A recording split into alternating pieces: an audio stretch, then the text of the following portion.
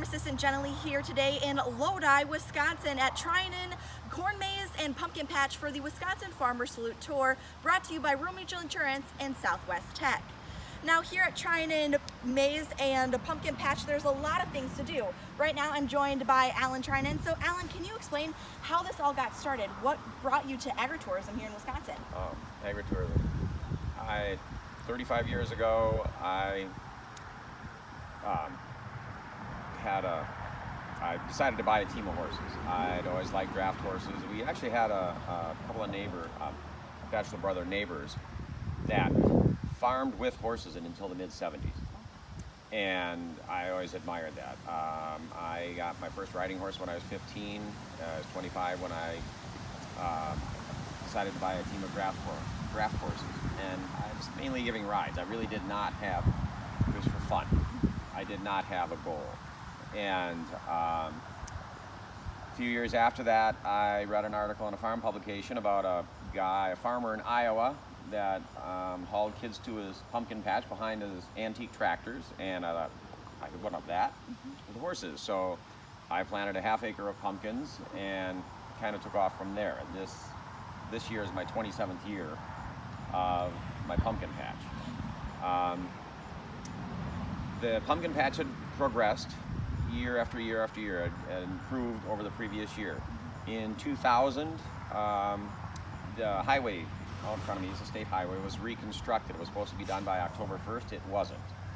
So that was basically the first year we didn't improve over the previous year.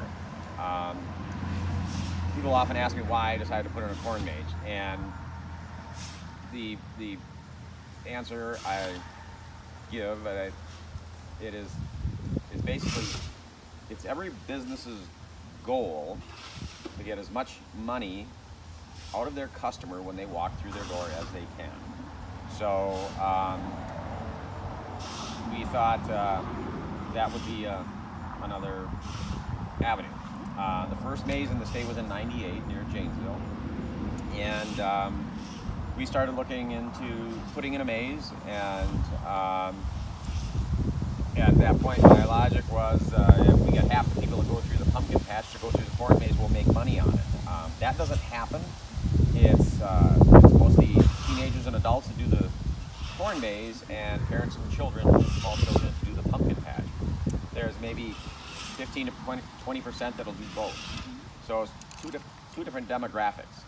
And so and actually the maze is a lot easier to do than the pumpkin patch. And with the pumpkin patch, we've got horses that we give wagon rides with, and it seemingly all of a sudden was a lot more work, than the pumpkin corn maze. So that's kind of how that evolved to this point. How big is your corn maze now? I know that it's something that's kind of an afterthought thing, but it's very well known and a lot of people love it. So how big is it, and what design do you have this year? The size is approximately 15 acres, and the design is an elephant from the Rudyard Kipling story, The Elephant's Child, also known as How the Elephant Got Its Trunk. And so that it's an elephant design. There's also an alligator and a snake in there. And this is, I think, our third year. We have people that come out and they always want it. You got to make it harder. You got to make it harder. People go through there very methodically. Good map readers, and the only way I can make it harder for you is to give you last year's map. And so 3 years ago was our first year. We put in a circle maze. And that maze, I was like, circles are easy to cut. You find a center and pull a radius. You get disoriented in them. You know which way up, north, east, south, west. And they don't get a map for that. And there's a mathematical equation in there that has to be solved. And the geeks love it. Absolutely love it. And so our main maze is approximately 15 acres. The other one is in about 2 acres. And how do you actually get the designs in the corn to make these mazes? A lot of people are really wondering how you actually do that. Most everybody thinks we use GPS, and we don't. We use a grid, and I don't know of anyone else that does it this way. I plant the field lengthwise and crosswise, so there's a grid growing in the field. When it's still real short, I go through the field, and at different intervals, I put rows of stakes, 4-foot tall stakes, every 15 feet.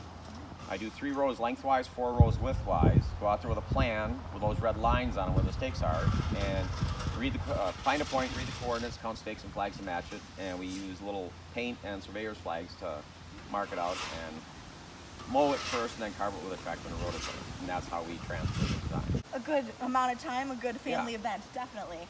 Now let's talk more about your pumpkin side. How is the pumpkin crop this year? It's good. I don't think they're quite as big as they were last year, but I think there's a good crop out there. Great. Good enough for people to come in, get and carve. Are they good carving pumpkins? Good pumpkin pie pumpkins? What do you have? Maybe I should count. People always ask how, I plant probably 30 different varieties of pumpkins, anywhere from pie type to big jack-o'-lanterns. And there's oblong ones, white ones, these heirloom types that are a lot of different, yes, all different types.